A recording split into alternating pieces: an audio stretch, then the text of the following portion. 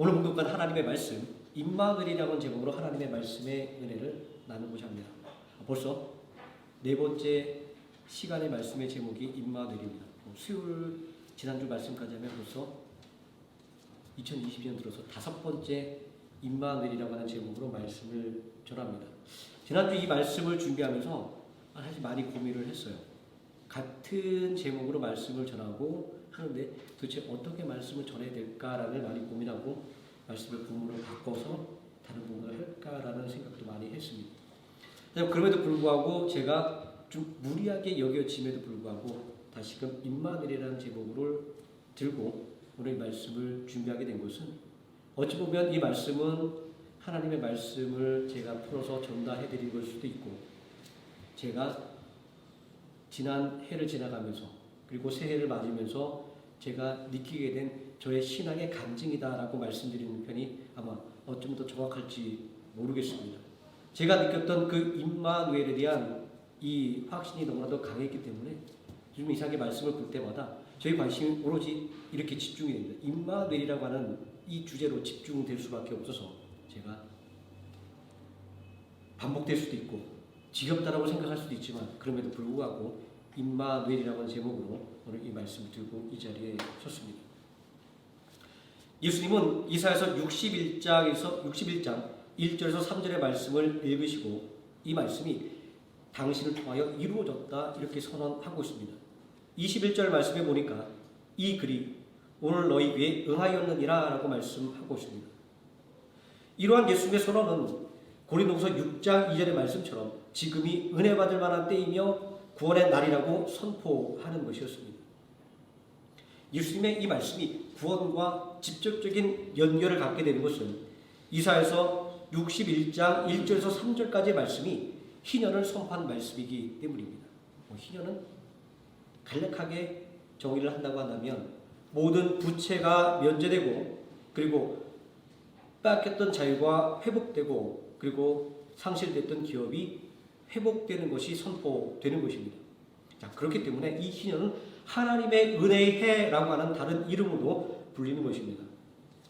인생의 어두운 터널을 걸어가는 사람들에게 있어서 모든 것이 회복된다라고 하는 말씀은 그야말로 세상에 둘도 없는 복음일 수밖에 없습니다. 하지만 이 하나님의 은혜의 해의 선포는 이보다 더 심오한 의미를 담고 있습니다. 이 하나님의 은혜의 해가 성취되었다라고 하는 말씀은 임마누엘 하나님이 우리와 함께 계신다라고 하는 이 하나님의 약속의 말씀이 실현되었다라고 하는 선언이기 때문입니다. 하지만 생각해보면 이 임마누엘은 예수 그리스도의 성육신으로 말미암아 이미 실현된 사건이었습니다. 자, 그럼 이런 점들을 생각해 본다고 한다면 본문에서 예수님이 하나님의 은혜가 성취되었다라고 하신 이 말씀은 예수님 자신이 구원자 그리스도라고 하는 자신의 사명에 대한 선포로 이해하는 것이 더 올바른 이해가 될 것입니다. 이 희년의 선포가 예수님의 사명이라는 것과 하나님의 은혜가 성취되었다고 하는 것은 이 말씀이 문자 그대로 다시 말해서 임마누엘이 하나님의 백성들의 실제적인 삶에 영향력을 행사한다라고 하는 것을 우리에게 알려주고 있는 것입니다.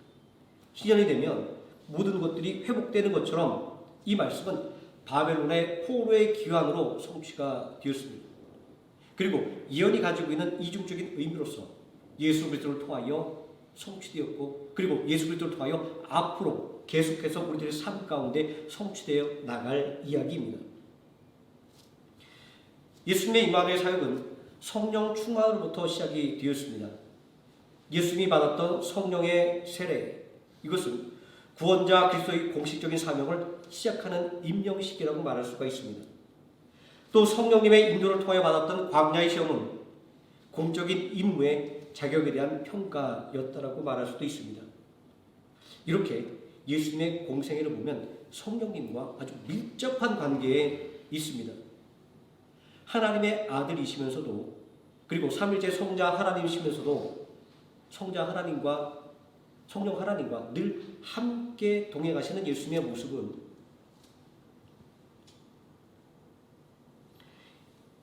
예수님의 공생애를 통해서 임마누엘의 성취를 아주 모범적으로 보여주고 있는 것입니다.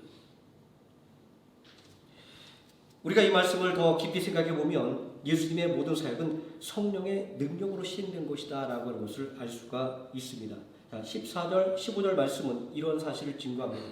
예수께서 성령의 능력으로 갈릴리로 들어가시니 무 사람에게 칭송을 받으시더라. 예수님이 하셨던 모든 일들이 성령을 통하여 이루어진 일이었고 성령을 통하여 모든 사람들에게 칭송을 받는 일이었다라고 말씀합니다. 이 말씀은 예수님의 당신의 사명 선포도 또한 성령의 인도를 따른 것임을 암시해 주는 것입니다. 18절 말씀에 주의 성령이 내게 임하였으니 라는 이 이사야서의 말씀의 인용은 오롯이 예수님 자신을 가리키고 있는 것이기 때문입니다. 이렇게 볼 때 예수님의 공생애는 그야말로 임마누엘을 확인시켜주는 것이었습니다. 본문은 예수님께서 성령의 능력으로 갈릴리로 돌아가시니 라고 시작하고 있습니다. 성령의 능력으로 라고 하는 이 말씀은 예수님을 통해서 임마누엘이 성취되었고 앞으로 계속해서 성취되어 간다라고 하는 것을 증거하는 것입니다. 복음서는 수많은 사람들이 임마누엘을 예수님을 통해서 체험했다라고 하는 것을 증거하고 있습니다. 임마누엘을 체험했기에 그들은 예수님을 향하여 다윗의 자손으로 오시는 이 그리스도라고 인정할 수밖에 없었던 것입니다. 예수님을 다윗의 자손으로 오시는 이 그리고 그리스도임을 인정하고 입술로 고백한 수많은 사람들은 임마누엘의 은혜를 그들의 삶 가운데 경험했습니다. 그들의 그리스도에 대한 믿음의 고백에 대해서 예수님은 내 믿음이 너를 구원하였느니라 공식적인 임마누엘을 선포하실 수밖에 없었습니다. 사도행전 2장 21절에서 하신 말씀처럼 누구든지 예수의 이름을 부르는 자는 구원을 얻게 되기 때문입니다.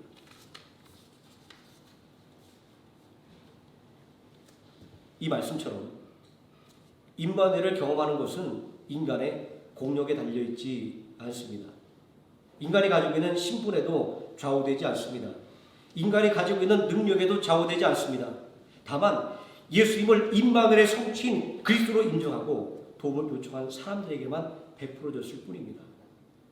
거지 바디메오, 40년 된 중풍병자, 사람들에게 버림받은 문둥병자, 혈루증 앓던 여인, 귀신 들린 아이, 회당장의 딸, 귀신 들린 가난한 여인의 딸, 이방인 백부장의 중등, 남녀노소, 빈부귀천, 인종을 가리지 않고 임마누엘을 구하는 사람들에게 임마누엘의 은혜가 베풀어졌음을 복음서는 우리에게 분명히 증거합니다.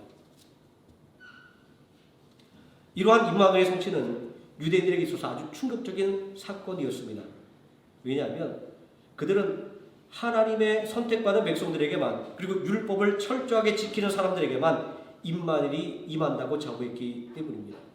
그래서 누가복음 17장에 보면 바리새인들은 이렇게 늘 기도할 때마다 자신의 복을 앞세웠습니다. 내가 일주일에 몇 번씩 금식하고 내가 11조와 헌금을 하는데 심지어는 최소의 11조까지 하나님 앞에 드립니다라고 자신들의 그 엄청난 믿음의 노력들을 하나님 앞에 내세우지 않습니까? 그리고 자신의 옆에서 눈물을 흘리는 세리를 가리키며 하나님 나는 저 세리와 같은 죄인이 아님임을 감사하다라고 그들은 자신들의 의의를 드러내고 있습니다. 그러나 우리는 여기서 생각해 봐야 될 것입니다. 하나님의 임마누엘은 누구를 위한 것인가 라는 것입니다. 하나님의 선민이라 그릇된 자부심과 율법주의에 찌든 유대인들은 이 임마누엘의 본질적인 의미를 잊어버렸습니다. 임마누엘, 하나님이 우리와 함께 계신다라는 말씀은 누구든지 하나님을 찾는 사람, 누구든지 예수님의 이름을 부르는 사람에게 임마누엘이 실현된다라고 하는 말씀이기 때문입니다. 예수님은 바리새인과 세리의 기도를 통해서 누가 임마누엘을 경험했는지를 말씀하셨습니다. 자신의 의를 자부하는 바리새인이 아니라 자신이 죄인임을 고백하며 회개의 눈물을 흘리는 세리가 의롭다 하심을 받았다라고 말입니다. 예수님은 이사야 선지자의 희년 선포의 말씀을 통해서 자신의 사명을 구체적으로 제시하셨습니다. 가난한 자에게 복음을 전파하고 포로된 자에게 자유를, 눈먼 자에게 다시 보게 함을, 눌린 자를 자유롭게 하는 주의 은혜의 해를 전파하는 것이다. 제가 말씀 소도에서 이야기했듯이 이 희연이라고 하는 것은 원래 하나님께서 부여하신 것으로 되돌린다라고 하는 의미를 가지고 있습니다. 자, 삶의 굴레 속에서 하나님께 받았던 것들을 박탈당하거나 내려놓아야만 했던 절망적인 삶을 원래 복받은 상태로 되돌려 놓는 것이 바로 희년인 것입니다. 그렇게 이 희년은 하나님의 은혜의 해로 불릴 수밖에 없음을 알 수 있습니다. 이러한 희년의 의미를 생각한다고 한다면 이 희년은 가진 사람들에게 가진 것을 내놓으라고 하는 박탈의 명령이 아님을 알 수 있습니다. 이 희년이라고 하는 것은 모든 것을 잃어버린 사람들을 일으키는 소생의 명령인 것입니다. 마치 에스겔의 환상 속에서 골짜기의 마른 뼈들에게 선포된 일어나라는 메시지처럼 죽은 나사로를 향해 예수님께서 외쳤던 일어나라는 메시지처럼 이 희년의 선포는 하나님의 은혜를 받은 사람들로 하여금 자신이 받은 그 은혜를 이웃들을 향하여 흘려보내라고 하는 하나님의 거룩한 명령이었던 것입니다. 이 희년의 선포는 하나님의 은혜를 입은 사람들로 하여금 자신이 얼마나 큰 하나님의 은혜 속에서 살았는가라고 하는 것을 돌아보게 만드는 것입니다. 인생의 무거운 짐을 지고 고통받는 사람들을 바라볼 때 내게 주어졌던 이 모든 것들이 얼마나 귀한 은혜인지를 깨닫게 되기 때문입니다. 사람들은 간혹 가다가 내가 지금 누리는 삶에 대해서 내가 열심히 살아서 내가 능력이 있어서 이런 삶을 산다라고 생각하는 경향들이 있습니다. 이런 관점에서 다른 인생을 바라보며 또 이런 그릇된 오해를 하기도 합니다. 인생의 무게를 감당하지 못하고 넘어진 사람들이 게을러서 능력이 없어서라고 그렇게 생각하기도 합니다. 그러나 결코 그렇지 않습니다. 우리가 살아가는 인생이라고 하는 것은 그 어떠한 열심도 그 또한 능력도 삼켜버리는 블랙홀 같은 때가 있기 때문입니다. 누구나 살아가면서 이러한 어려움들을 다 겪어본 경험이 있을 것입니다. 이렇듯 하나님의 임마누엘의 선언은 하나님을 믿는 모든 사람을 향해 열려 있는 것입니다. 그럼에도 불구하고 이러한 임마누엘이 오늘 우리 피부에 와닿지 않을 때가 많이 있습니다. 왜 그럴까요? 저는 이 문제에 대해서 진짜 많이 고민했습니다. 그것은 우리가 임마누엘이라고 하는 것을 즉각적인 문제를 해결하는 능력이라고 하는 생각을 가지고 있기 때문입니다. 실제로 우리 삶을 돌아보면 이렇습니다. 자녀를 위해서 애타게 기도하는데 여전히 해결되지 않는 문제가 있습니다. 사업을 위해서 기도하는데 여전히 잘 풀리지 않습니다. 건강을 위해서 기도하는데 여전히 연약함 가운데 있습니다. 이러한 현실들이 임마누엘을 느끼지 못하게 하고 때로는 임마누엘을 부인하게 되는 이유인 것입니다. 오늘 본문에 기록되어 있는 나사렛 사람들의 반응이 그것입니다. 예수님은 성령을 통하여 베풀어지는 임마누엘에 대해서 말씀하고 있습니다. 또 자신이 그러한 하나님의 임마누엘의 증거라고 선포하고 있습니다. 그러나 나사렛 사람들은 이러한 임마누엘을 인정하지 않았습니다. 그들은 믿음의 사람들이 아니라 철저하게 현실주의자였기 때문입니다. 제가 이렇게 말씀드리는 증거는 이것입니다. 예수님이 성령의 역사를 말할 때 그들은 인간의 현실을 말하고 있습니다. 이 사람은 요셉의 아들이 아니냐. 이것은 하나님의 임마누엘을 느끼지 못하는 사람들의 전형적인 모습입니다. 가능성과 미래를 바라보지 못하고 오늘 내게 주어진 은혜조차도 깨닫지 못하는 사람들의 모습입니다. 그들의 눈에는 예수님께서 하셨던 일이 보인 것이 아니라 예수님께서 풀어주신 그 말씀의 능력이 들린 것이 아니라 오직 목수의 아들이라고 하는 가난한 목수인 예수님만 보였기 때문입니다. 제가 이렇게 감히 말하는 것은 유대인들은 전통적으로 아버지의 일을 물려받았기 때문입니다. 또 마태복음 13장 35절은 예수님을 목수의 아들이라고 기록하고 있고 또 마가복음 6장 3절에서는 예수님은 목수라고 불리고 있습니다. 어떤 성경 연구자들은 여기서 몫으로 번역되고 있는 그리스어 테크토니, 기술자를 가리키는 그러한 용어로 예수님이 당시 사회적으로 상당한 대우를 받던 기술자였다 이렇게 주장하기도 합니다. 그러나 성경이 그리고 있는 것은 일찍 세상을 떠난 육신의 아버지였던 요셉의 자리를 대신한 대가족의 가장으로서 힘겹게 살아가는 가난한 목소리의 예수님의 모습입니다. 우리는 이사야서에 예언되어 있는 고난받는 종의 모습을 통해서 그리스도로 오신 예수님의 모습을 추측해 볼 수가 있습니다. 이사야서 53장 2절 말씀에 그는 주 앞에서 자라나기를 연한 순 같고 마른 땅에서 나온 줄기 같아서 고운 모양도 없고 풍채도 없은즉 우리의 보기에 흠모할 만한 아름다운 것이 없다라고 증거하고 있습니다. 우리가 흔히 영화에서 바라보는 훤칠한 키에 미남인 백인 청년의 모습은 절대로 아니었다라고 하는 것을 우리는 여기서 알 수 있습니다. 또 요한복음 8장 57절에서 유대인들이 가로되 내가 아직 50도 못 되었거늘 내가 아브라함을 보았다 하느뇨라고 하는 이 논쟁을 통해서 삶의 질고의 흔적을 얼굴에 고스란히 담고 있는 예수님의 모습을 그려보게 됩니다. 우리 흔히들 고생한 사람들의 그 고생한 모든 흔적이 그 사람의 얼굴에 나타나 있다 하지 않습니까? 그 예수님의 고단했던 삶은 예수님이 그 나이보다 더 들어 보이게끔 만들 수밖에 없었다라고 추정할 수 있는 그런 말씀이기도 합니다. 이런 것들을 생각한다면 진짜 눈에 보이는 현실만을 생각하면 임마누엘은 허구로 치부될 수밖에 없습니다. 임마누엘이 느껴지지 않기도 하고 그리고 이런 종류의 임마누엘이라고 한다면 필요 없다라고 생각하기도 되기 때문입니다. 우리가 우리의 신앙생활 가운데 임마누엘을 느끼지 못하는 것과 의심하는 이유는 바로 여기에 있는 것입니다.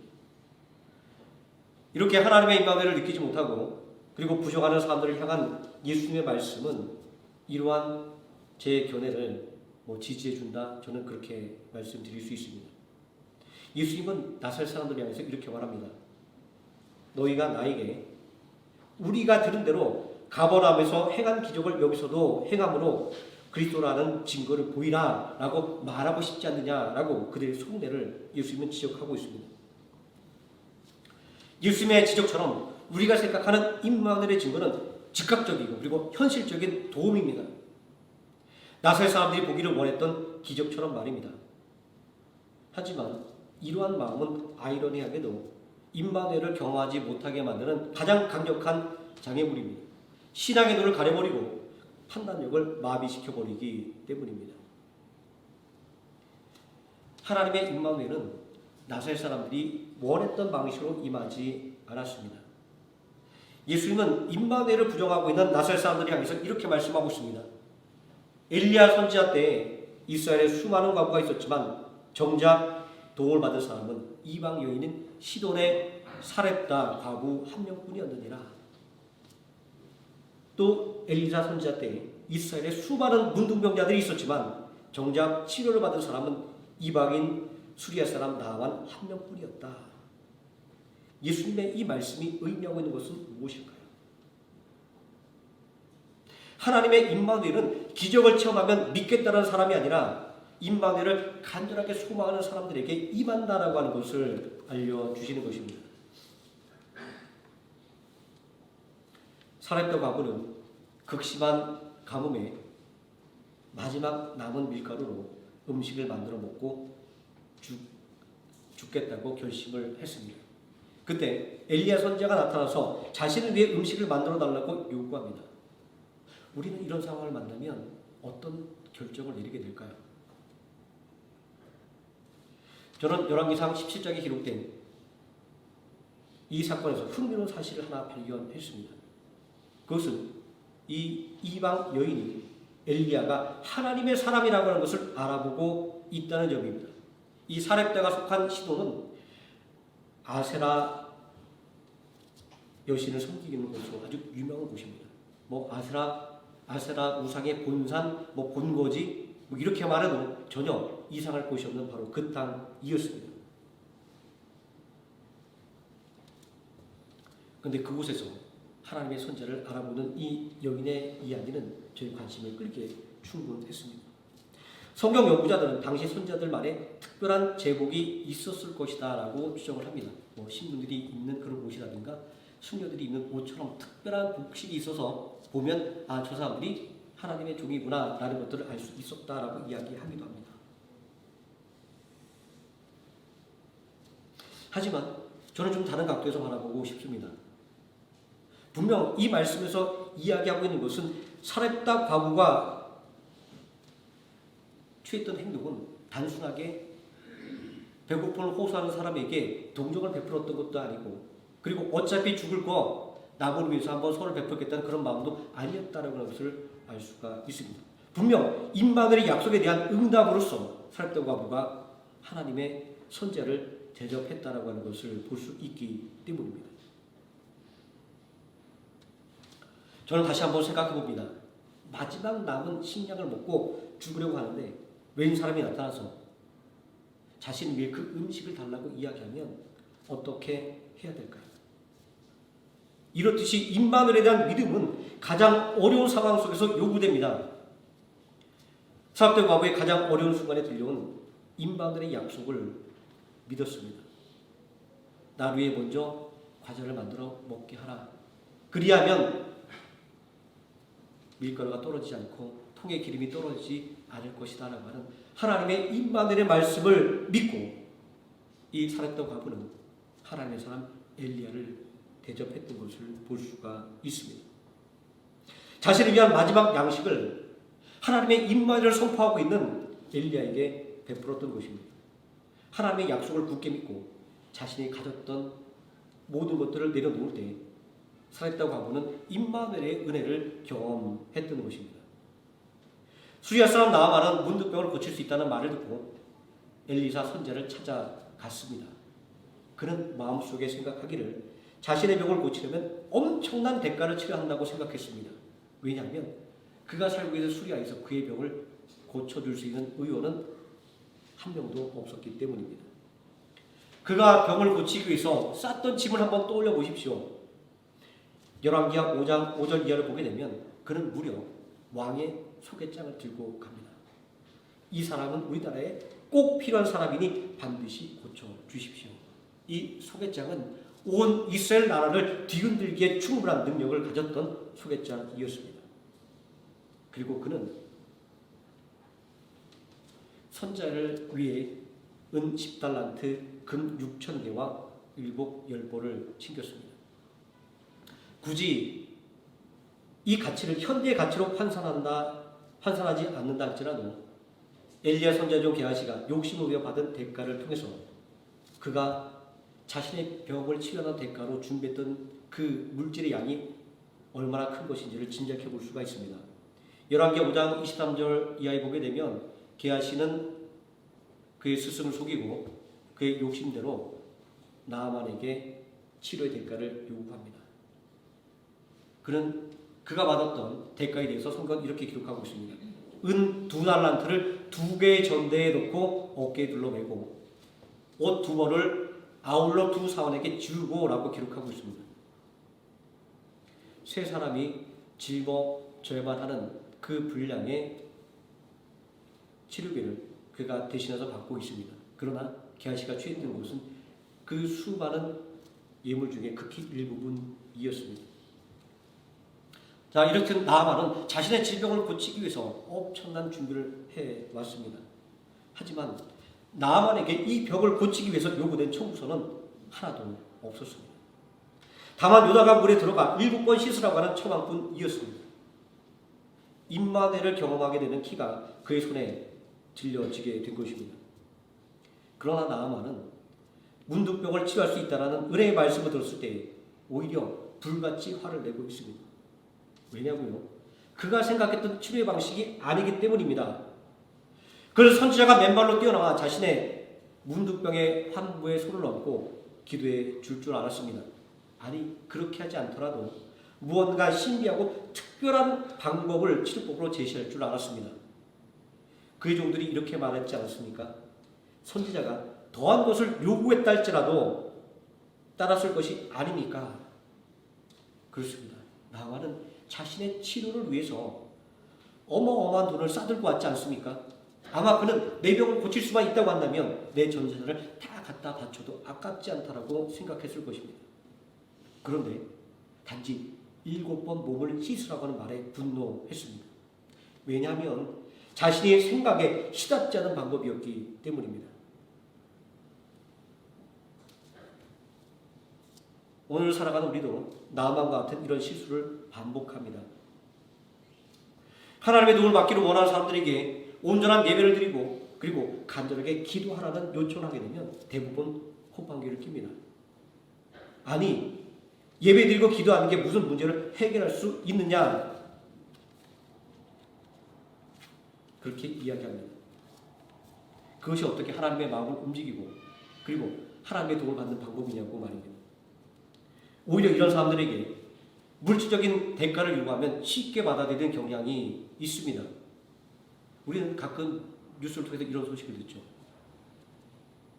액땜을 하기 위해서 거액의 돈을 요구하거나 복받기 위해서 거액의 돈을 요구하는 이단과 사이비와 무당들에게 집을 팔아서 전 재산을 갖다 바치는 아주 안타까운 사람들의 이야기를 듣습니다.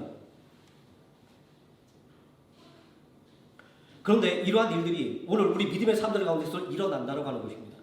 하나님의 도움을 받기 위하여 예배드리고 기도하라고 할 때 오히려 그 말이 귀에 들리지 않고 하나님을 위해 뭔가 내가 가진 것들을 바쳐야만 내가 하나님의 도움을 받을 수 있다고 하는 그런 잘못된 생각들이 우리의 마음 가운데 일어나는 건 말입니다. 참 아이러니한 상황이 아닐 수가 없습니다. 하나님께서는 믿음의 사람들에게 믿음을 요구하고 있는데 순종하지 못하고 오히려 세상 사람처럼 물질로 해결하려고 하고 있기 때문입니다. 분명 하나님이 원하는 것은 물질이 아닙니다. 하나님이 원하는 것은 순수한 마음으로 하나님을 예배하는 것이고 간절한 마음으로 하나님의 도움을 간구하는 것입니다. 그렇게 임마누엘을 경험하는 사람은 이러한 믿음의 요구를 깨닫는 사람입니다. 그리고 믿음의 요구에 순종하는 사람입니다. 병이 낫기 위해서는 이것보다 더한 것을 요청해도 따라야 하지 않겠습니까? 라는 말에 나아만은 마음을 돌이키고 요단강에 몸을 7번 씻었습니다. 믿음의 요청을 듣고 순종한 것입니다. 나만이 불평했던 것처럼 그가 몸을 씻는 그 강이 어디인가라고 하는 것은 중요한 것이 아니었습니다. 그가 7번 몸을 씻었지만 그가 몇 번을 몸을 씻는 행위가 중요한 것은 아니었습니다. 중요했던 것은 믿음의 요청을 들을 수 있었다라고 하는 것이고 그리고 그 요청에 순종할 수 있었다라는 것입니다. 이제 다시 나살 사람들에게로 돌아가 보겠습니다. 그들은 하나님의 선택된 백성들이었습니다. 메시아 그리스도를 고대하던 사람들이었습니다. 누구보다도 임마누엘의 은혜를 간구했던 사람들이었습니다. 그러나 그들은 정작 믿음의 요청에 귀를 기울이지 못했습니다. 자신들이 확고하게 알고 있는 그 현실 때문에 말입니다. 예수님에 대한 그들의 지식과 선입견이 임마누엘의 은혜를 거부하는 장애물이 된 것을 봅니다. 22절 말씀에 이 사람이 요셉의 아들이 아니냐라고 말씀하고 있지 않습니까? 오늘 우리에게도 이렇게 하나님의 임마누엘의 은혜를 경험하지 못하게 만드는 현실의 장애물들이 있습니다. 간절하게 기도함에도 여전히 해결될 기미를 보이지 않는 문제들 말입니다.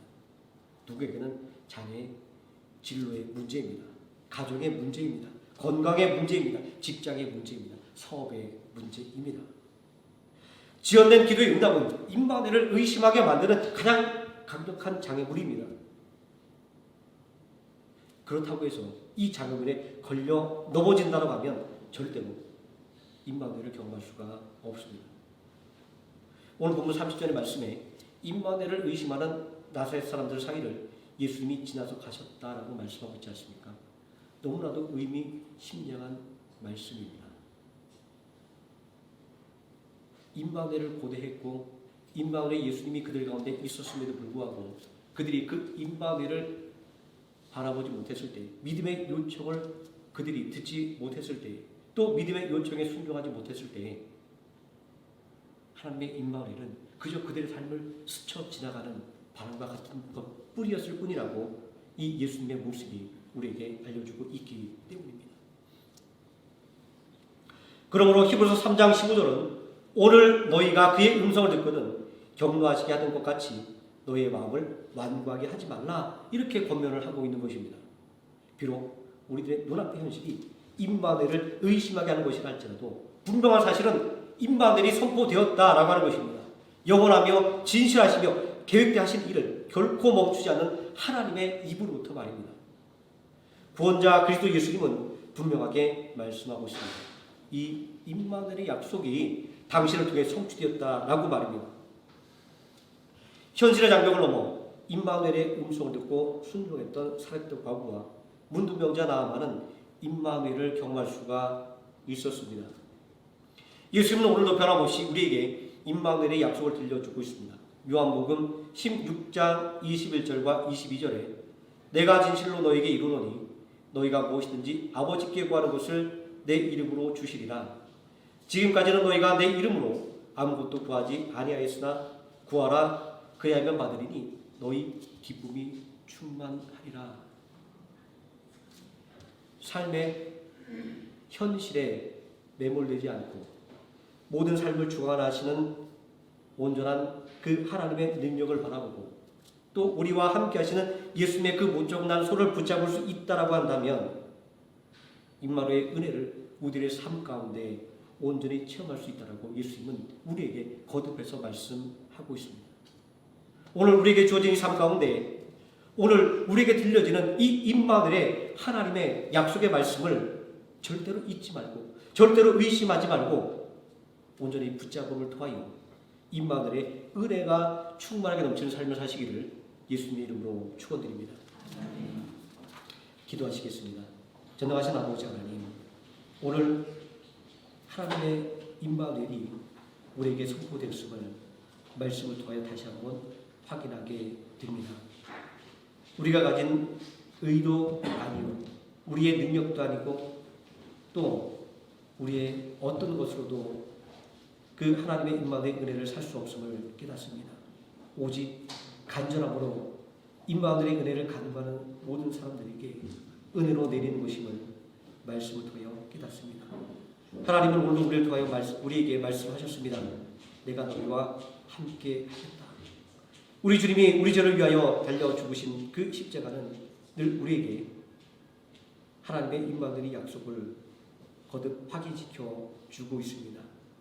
우리의 어려운 삶의 현실이 아니라 임마누엘의 약속을 십자가를 통하여 바라볼 수 있게 하여 주시고 온전히 그 믿음을 통하여 또 그 믿음의 요구에 순종함을 통하여 우리의 삶 가운데 우리의 삶을 회복시키는 또 우리의 삶을 기쁨으로 충만하게 만드는 하나님의 은혜를 충만하게 누리게 하여 주시옵소서. 예수님의 이름으로 기도드립니다. 아멘.